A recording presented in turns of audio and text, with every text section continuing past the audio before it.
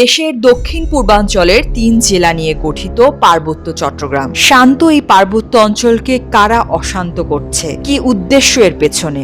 নেপথ্যেই বা কারা? পাহাড়ে বিশৃঙ্খলা সৃষ্টি করে কারা ফায়দা লুটার চেষ্টা করছে, এ নিয়ে আলোচনা বিস্তর।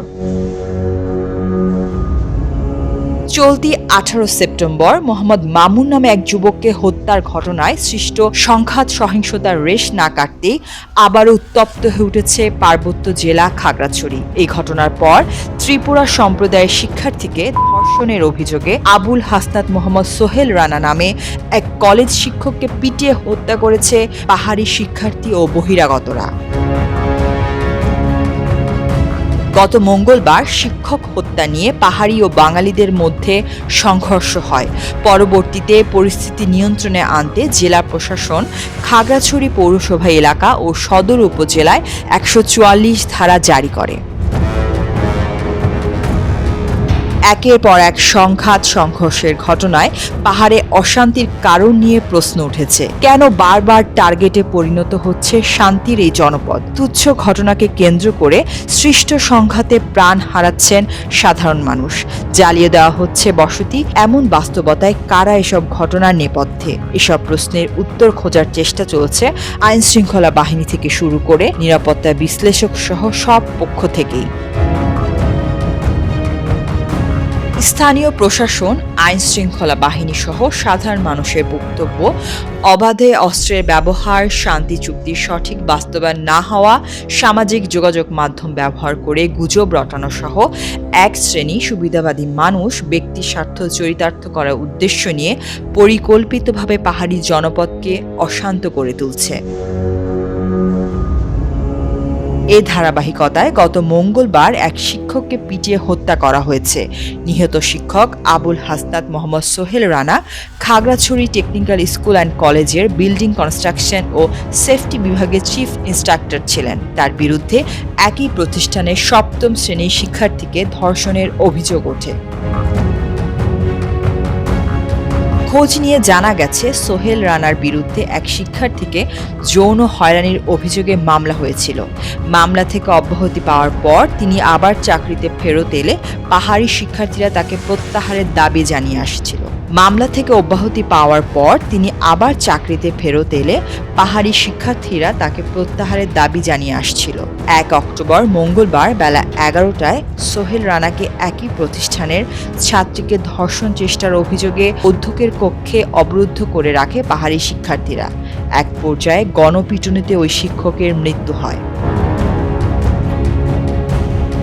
এর আগে ১৮ সেপ্টেম্বর ভোরে খাগড়াছড়িতে মোহাম্মদ মামুন নামে এক যুবককে পিটিয়ে হত্যার ঘটনা ঘটে। এ ঘটনায় খাগড়াছড়ির দীঘিনালায় প্রতিবাদের বিক্ষোভ মিছিল বের হলে পাহাড়ি বাঙালিদের মধ্যে সংঘর্ষ বাধে। এরপর খাগড়াছড়ি ও রাঙামাটিতে ছড়িয়ে পড়ে সহিংসতা। ওই ঘটনায় ৪ জন নিহত হন। স্থানীয় আদিবাসী জনগোষ্ঠীর অভিযোগ, কেউ কেউ পরিস্থিতি নিয়ন্ত্রণে আনার বদলে আদিবাসীদের উপর হামলায় লিপ্ত ব্যক্তিদের নানাভাবে উৎসাহ ও মদত জুগিয়েছেন। ফলে সংঘাত ও সহিংসতা ব্যাপক মাত্রায় ছড়িয়ে যায়। এদিকে তথ্য যাচাইকারী প্রতিষ্ঠান রিউমার স্ক্যানার পার্বত্য চট্টগ্রামের এই ঘটনাকে কেন্দ্র করে এখন পর্যন্ত ১১টি গুজব শনাক্ত করে তাদের ওয়েবসাইটে প্রকাশ করেছে। গুজবের বিষয়ে খাগড়াছড়ির জেলা প্রশাসক শহীদুজ্জামান গণমাধ্যমকে বলেন, পাহাড়ি জনপদে এখন গুজব মারাত্মক সন্ত্রাস হয়ে দাঁড়িয়েছে। যে ঘটনা ঘটছে ফেসবুক সহ বিভিন্ন সোশ্যাল মিডিয়ায় ছড়িয়ে দেওয়ার চেষ্টা করা হয়েছে। এই ঘটনায় যারা এসব গুজব ছড়িয়ে সন্ত্রাস কর্মকাণ্ড উস্কে দিয়েছে তাদের বিষয়ে পদক্ষেপ নিতে গোয়েন্দা সংস্থাকে অনুরোধ জানানো হয়েছে। নিরাপত্তা বিশ্লেষক ও অবসরপ্রাপ্ত মেজর জেনারেল মোহাম্মদ আলী শিকদার পাহাড়ের শান্ত জনপদে অশান্তির নানা কারণ চিহ্নিত করেছেন। লিখিত মতামতে বলেছেন, পাহাড়ের সংকটকে শুধু সংখ্যালঘু জাতিসত্তার সংকট হিসেবে দেখলে হবে না, বরং পাহাড়ের বাসিন্দারা সেখানে ঐক্যবদ্ধ যেন হতে না পারে, সেটাই যেন চায় অনেক পক্ষ। এ বিষয়ে নিরাপত্তা বিশ্লেষক আব্দুল আওয়াল বলেন, আদিবাসী, পুরানবাসী, নতুনবাসী ইত্যাদি নানা কারণে বৈষম্যের কারণে চিটাগং হিনটেক্সে যে অত্যন্ত সুন্দর আন্তরিক পরিবেশটা ছিল ওটা সম্পূর্ণরূপেই ধ্বংস হয়ে গেছে, নষ্ট হয়ে গিয়েছে।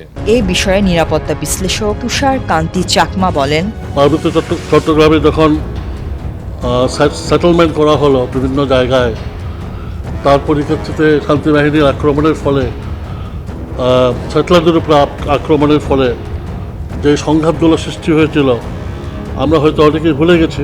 বসনছড়া, লোগাং, আনছড়ি, কাউখালী আমার নিজের বাড়ি, লংগদু, মালছড়ি, অল টুক প্লেস।